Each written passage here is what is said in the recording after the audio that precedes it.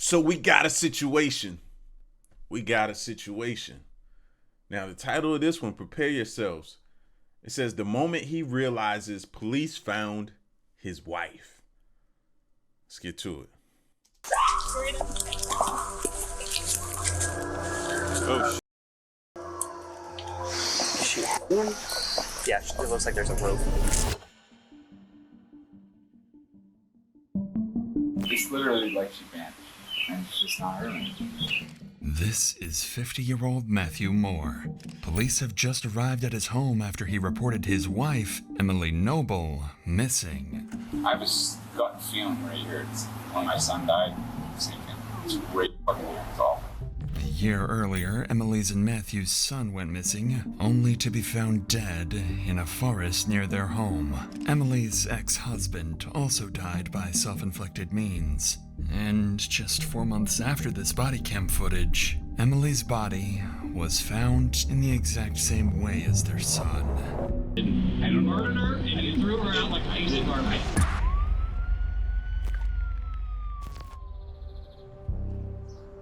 On a Monday afternoon, Westerville police receive a call from a concerned husband reporting his wife missing. This left police immediately worried, as just a year earlier, he reported his son missing, who would turn up dead. When they arrive and start speaking with the man, something about him immediately feels off. Hey, how you doing? My wife's missing. Matt Moore. No, Officer Hollis. She's uncharacteristically missing. Okay. So I have her wallet's here. She carries a wallet, her ID's in it. There's some money. Her phone's here. Car's in the garage. I've been up since 10, probably. 10 a.m. today? Probably. Guessing. When I got up this morning, all I did was look on my phone, find my phone, and it said she was here. I just figured she was in the other room. Eventually I got up, I walked around. She wasn't here. She forages, she goes for walks, and she picks wild edibles. That's kind of her hobby. She goes around here. It's a real short walk. It's 15 minutes the most. A lot of the time I was like, well, maybe she's just out doing that. But So you would know where we could look if we need to go that way. yeah, but I mean, yeah, it's public. It's on a bike trail. I mean, I don't know why she would stop there. At this point, Emily Noble has been missing for 7 hours, and although Matthew has an idea of where she might be, he made no effort to search for her himself. His inaction is unusual, and over the next few minutes, more red flags emerge, leading the officer to question Matthew's possible involvement in Emily's disappearance. I have a gut feeling right here. It's when my son died, same thing. It's great fucking here. It's awful. This is so unusual. I'm dying. I'm afraid something happened. This is not normal. Yeah, this isn't her. Has she ever threatened to harm herself? Ever done this before? No. Okay. Is y'all's relationship healthy? She never threatened to leave you or anything like that? No more than any other relationship. All right. So I see that the bed was made. Did you do that or she did that? That is I just noticed that. You're right. I didn't make the bed. She did. That bed was made when I got up today. I didn't make it. So she was, I'm guessing, here this morning. Where was her cell phone? Was it with her wallet? Yes. Okay. I'm gonna go talk to my supervisor real quick. He's gonna help start circulating the area you told me about. Just give me just a second, and I also want to contact St. Anne's and see maybe if she's over there. Okay? Give me just a second, sir. Thank you. Matthew is already expressing concerns that something bad might have happened to Emily. He compares it to the feeling he had a year earlier, when his son Joey tragically died by self-inflicted means. Joey was found in a local park near their home in Westerville. The officer finds it strange that Matthew is making this connection so quickly, with Emily missing less than a day. Inside the house, Emily's bed is made, suggesting she left the house after waking up. She also left her phone by the bedstand, which seemed unusual. The officer heads out to speak with neighbors, hoping for any leads on Emily's whereabouts. When he returns with encouraging news from a neighbor down the street, Matthew responds with something oddly specific and deeply troubling. Sir? Okay. You don't have to knock. Come on. All right. So we found a little bit of information. We still don't know where she is yet. Your neighbor saw her in the garage between 9 and 10 a.m. this morning. This morning? This morning. 10 in the morning. Yeah, around 9, 10 Awesome. o'clock. Can you show me her vehicle? Is it better to go inside or this way? Let's go this way. Put your keys in the car.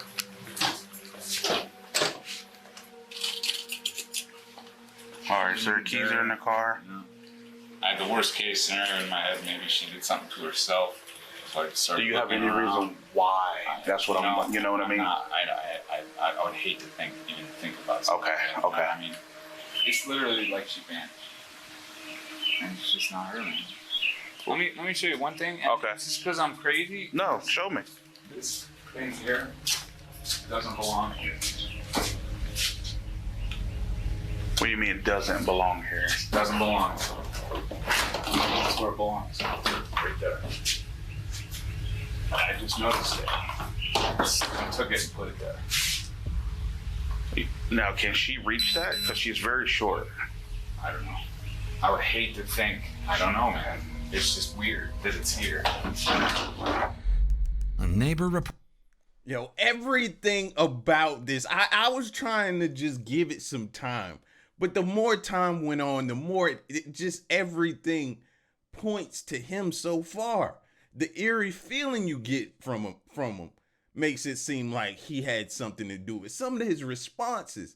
Let's go back to the beginning. His son, her ex, all of them. Now they said the ex was self-inflicted, but his son and now her, like it's just so many red flags with this whole situation, bro. Did you notice when he went to the car, he was saying the keys is already in it before he even opened up the door to check? It's like things were placed. Oh, the bed's made up. Oh, I didn't even notice that. You didn't notice that? So you're not looking for her? You're not hysterical? You're not out in the woods? By the time the cops would have showed up, they would have found either mud on my boots or whatever, dirt from wherever the trail is, because I've been looking. Like, it seemed like he told them about it and then went back in the house. When they come back to the door, he got his phone in his hand like he'd been on social media chilling. Like, nothing screams that he's not suspect number one.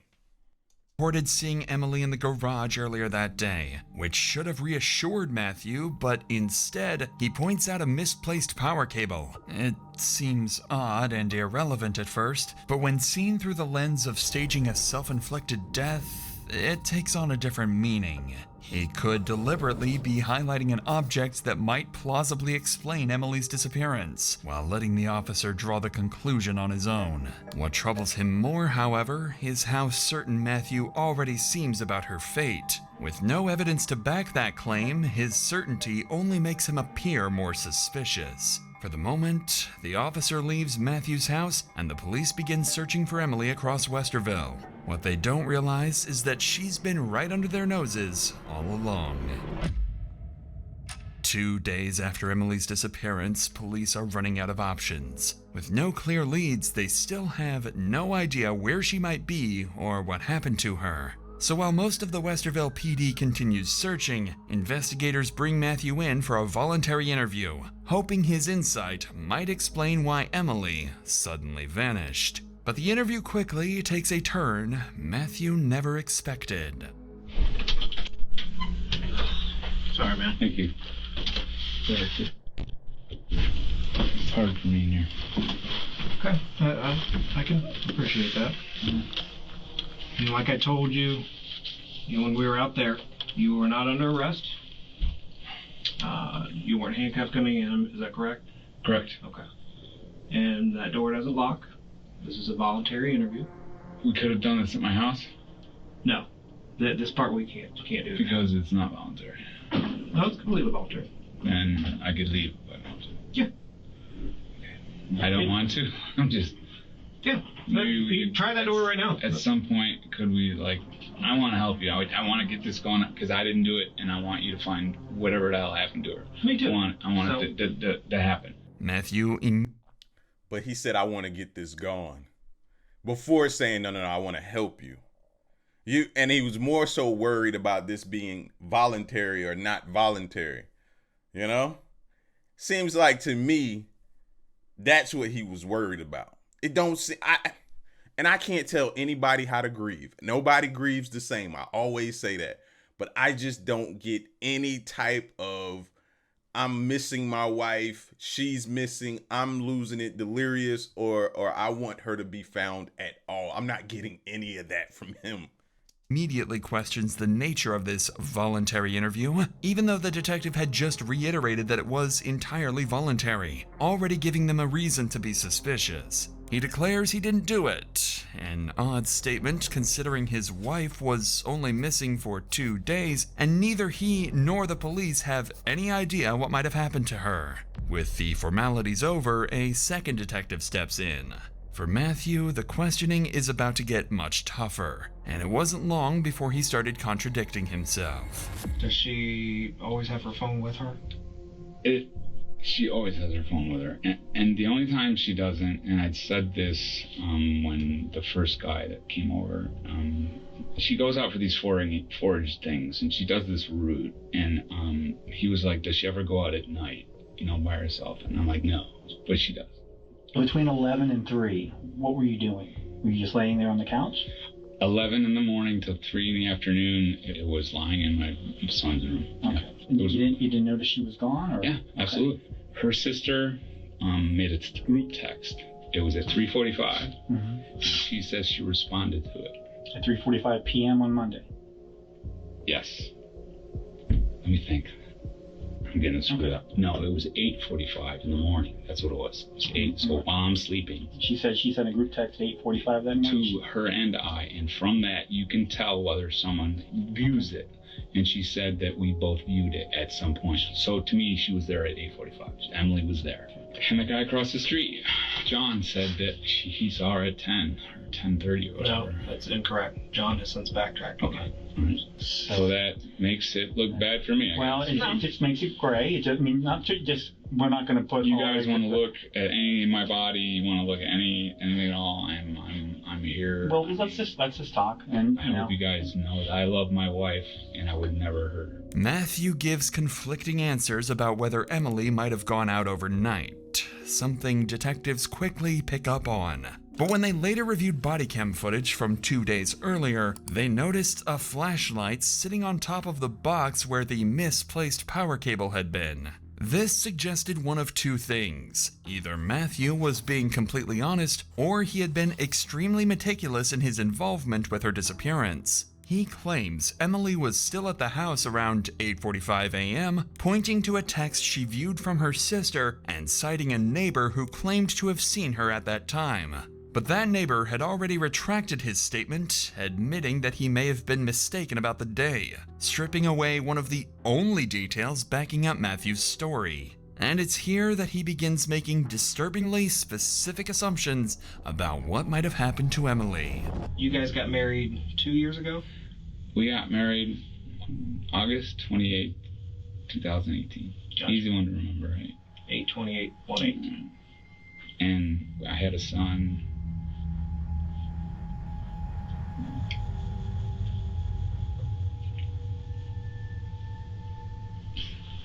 You tissues or anything? Drink of water? Okay. We know about him. We don't need to. They love the children. It was horrible. Oh, schizophrenia is the worst thing that happened to me.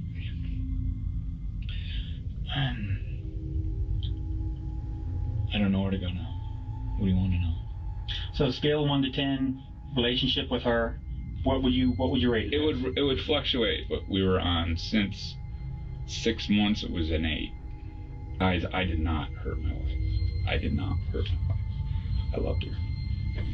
I would speculate to say that she might have hurt herself, but if she did, you would have found her by now. She would have went down somewhere close and done it. Was there times when she would kind of say, I'm not afraid to do this thing? Yeah. I mean, don't they all kind of be like that? And why would you think she would hurt herself?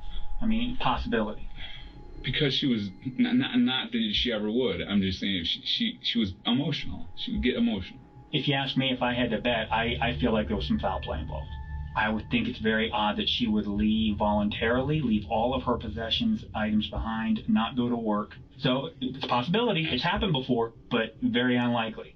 Or is she involuntarily missing? So my question is, what happened to her? We know that you were the last person to see her. That's what we know. Definitively. Is there anything I can do to make it so you guys don't think that? Is there a polygraph test? Is there anything you need? Matthew speaks about Emily and... Well, let's go back. Did y'all notice at the mere mention of the son, he breaks down and starts crying? But the wife being missing for days now, we have yet to see any emotions. So much so that I didn't think he was a crier or that type, an emotional type. But when they mention the son, he breaks down, puts his head on the desk, emotional. But the wife, nothing. So now I can definitively ask that question as when he says, I really love her. Do you? Do you? As my grandma would say, you sure could have fooled me. in the past tense, something detectives quickly take note of. He also suggests she may have been contemplating self-harm, yet police had confirmed through interviews with friends and family that she had no history of mental health issues and wasn't taking any medication. Even so, Matthew insists he isn't involved in her disappearance and even offers to take a polygraph to prove his innocence. That chance would come soon enough, but instead of clearing his name, it does the exact opposite. For now, detectives decide to confront Matthew with what they believe might have happened to Emily, and that theory immediately casts him as the prime suspect. Was Emily in the rough? She was it rough? Not really. Did she like to be choked? No, but not to the point where she couldn't breathe or really hardcore like that. Talking with one of her friends, there was a time within the last year where she had bruises on her. The friend was concerned that you were being physically abusive towards her. Em then told her that, no, that's not the case. It was rough. Which, again, completely legal. Well, there you go. I don't understand why that would help you find where she is right now. Would you pass a lie detector test? Absolutely. Let's do it. You do it? You got it. When asked directly, Matthew downplays their intimacy. He doesn't seem like the type of person that I would go after a polygraph test for. You know? You want people more nervous, right? I would imagine you want people who are fidgety, who are, can't sit still. He just seems so extremely calm to me that I wouldn't pursue a polygraph test. This type of joker that could be lying and pass the test still, He just doesn't seem like a prime candidate for that. So I don't know where they're reaching for with this. Insisting that they didn't really practice choking. Detectives immediately challenge this with messages between Emily and a friend. Only then does Matthew admit they engaged in it, though he frames it as something mutual and consensual rather than abusive. By now, detectives are increasingly skeptical of his version of events and decide to put him through a lie detector test, a test he had previously claimed he was eager to take. But it wouldn't go the way he expected.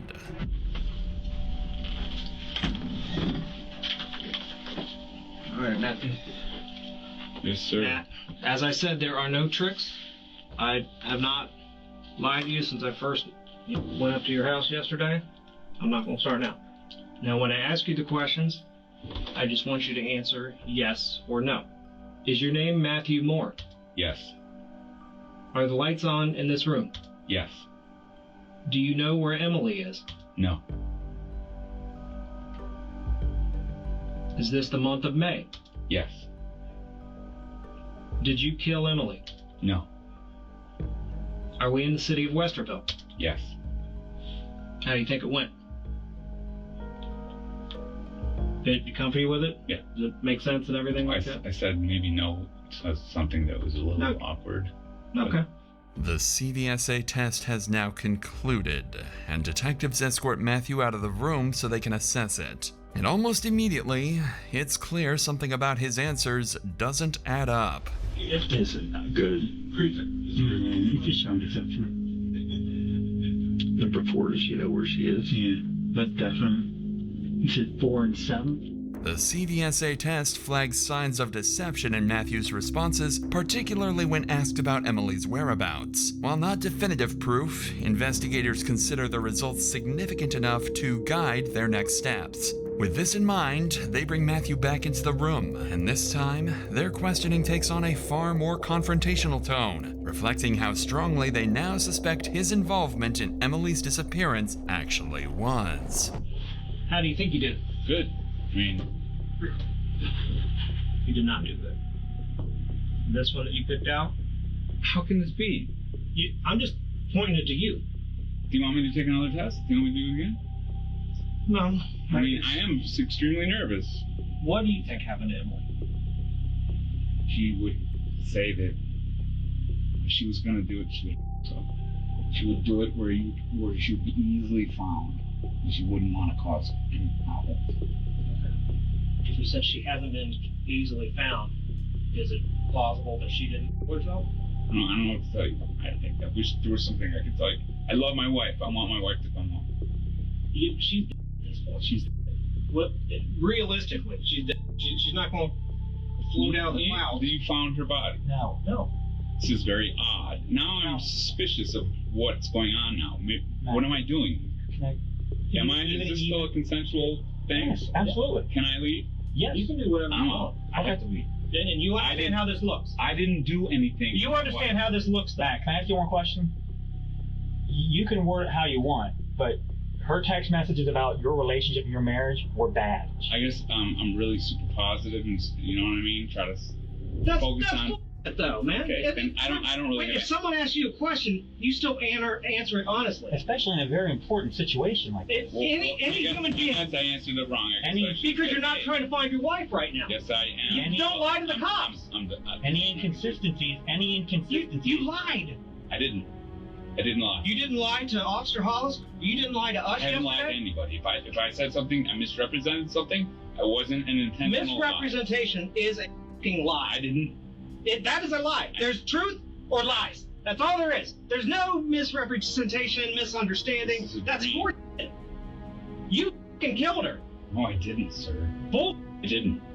You killed her, and it was an accident, and we need to get this resolved today. It didn't happen. It did happen. I would tell you. She's dead. Where is she? What are you talking about? That's why people are saying have seen her. People are full of shit. Her phone says you're full of shit. That thing's full of shit. You understand how this looks, though, to everyone. You guys, yes. I didn't do anything to my wife. Trust me. You murdered her and you threw her out like a piece of garbage. I didn't. Well, then tell me where she is. I don't know. Fix it right now. I didn't. I don't know why this is happening. Is it your thing? That's fine. Okay. Can I get my phone back? No. I'm going to cover that. Westerville police didn't have evidence. Yo, even when he says, I love my wife, I want to find her, it just doesn't sound convincing. It doesn't. And he's also said some questionable things, bro. Even like when he said, if she did it, you would be able to find her nearby or something like that. Even that made me like raise an eyebrow. Like some of the stuff he says, bro, is just makes it even more suspicious of him. Now they're saying they got text messages of different things that make it point to him. And spending all this time in the room. Not once do you say, well, then why are we in here instead of out there looking for her? Why are y'all questioning me when we should be? He don't say anything like that. To hold Matthew, so he was released. But they continued to watch him closely. Inconsistencies in his story, his repeated references to Emily in the past tense, and the CVSA results all made investigators increasingly uneasy. A full-scale search was launched. Officers canvassed the neighborhood, local parks Emily frequented, nearby bike paths, and the wooded areas, including the park where Matthew's son had been found a year earlier, but they came up empty, and Emily's whereabouts remained unknown. That changed 4 months later when a group of women walking in a Westerville park near the couple's home discovered a body. The group of women immediately called 911 and officers rushed to the scene. They knew the dead body could be the very person they had been searching for over the past several months. What they didn't expect was that the body would be discovered exactly as Matthew had described months earlier. So you heard this call, right? Yep, 1018. Person. Yep.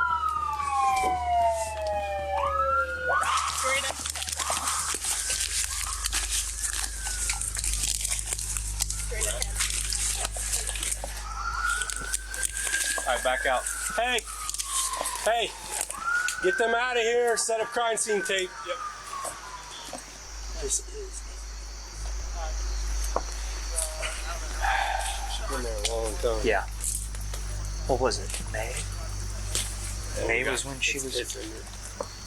Good look how it's the cake and everything. So the big thing now is setting up a perimeter. You know who this likely is. Yes.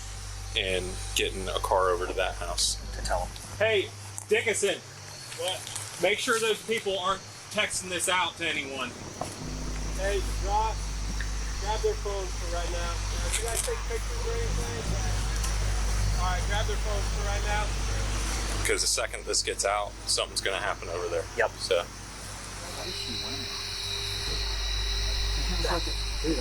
That's a computer cord. That's a USB. Yeah, it's a USB. That's a computer cord. You can see right there. Yep. What is she wearing? Looks like some kind of like a nightgown.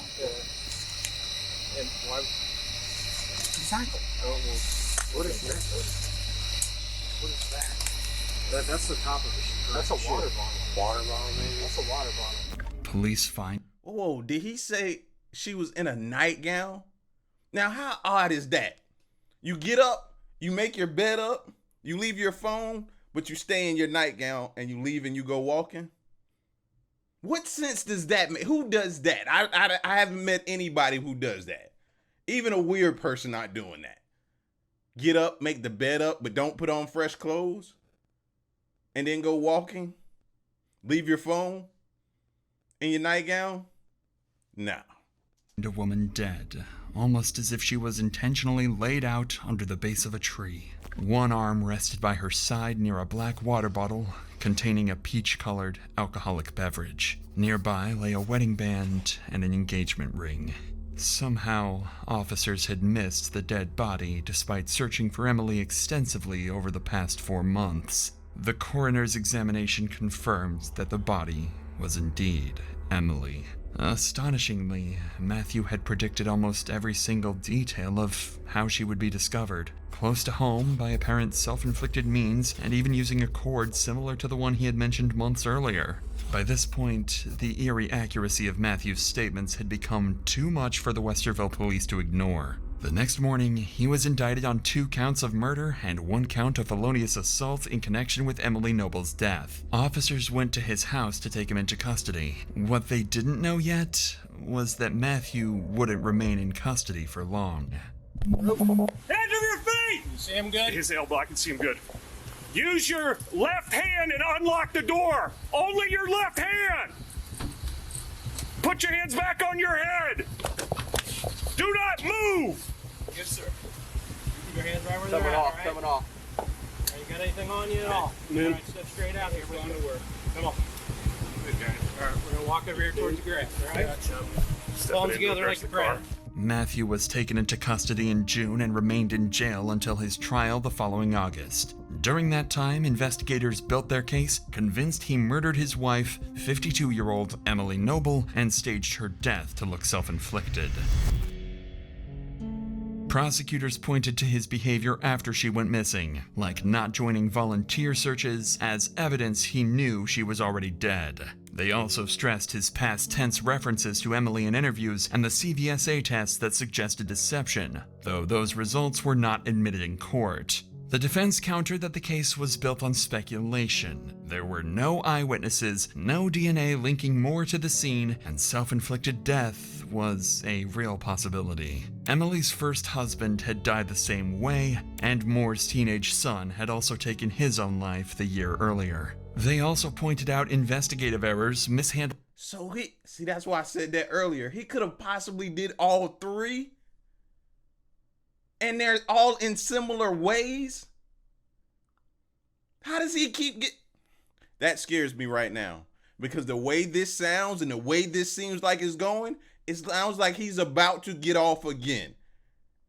And this is crazy. Evidence and Moore's cooperation with police. Expert testimony proved conflicting. A forensic anthropologist noted fractures consistent with strangulation or a staged scene, while the coroner ruled the death a homicide. But defense experts showed the branch and USB cord could have supported a self-inflicted death, arguing the injuries were not definitive. In closing arguments, prosecutors emphasized circumstantial evidence and timeline issues, while the defense urged jurors to focus on reasonable doubt.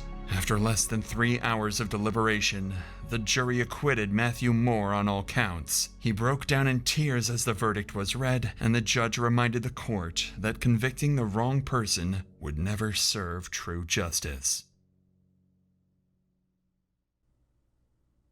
I'm stunned.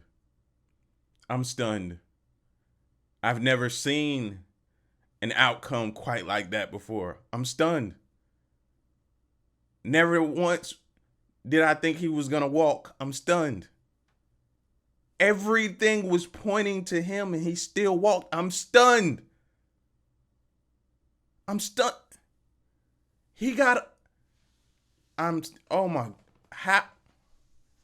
Oh my gosh, bro. That's scary. That is scary. Again, the ex, the son, and the wife. All gone, all in similar fashion. I hope they got some type of low jack on him. I hope they're monitoring him closely. I hope so. I hope so, bro. The fact that he's out is scary for anyone who he comes near, gets in a relationship with, or is friends with. I'm stunned. Y'all let me know what you think about this one, man. Y'all be safe, though. I'm gone. And I'm stunned.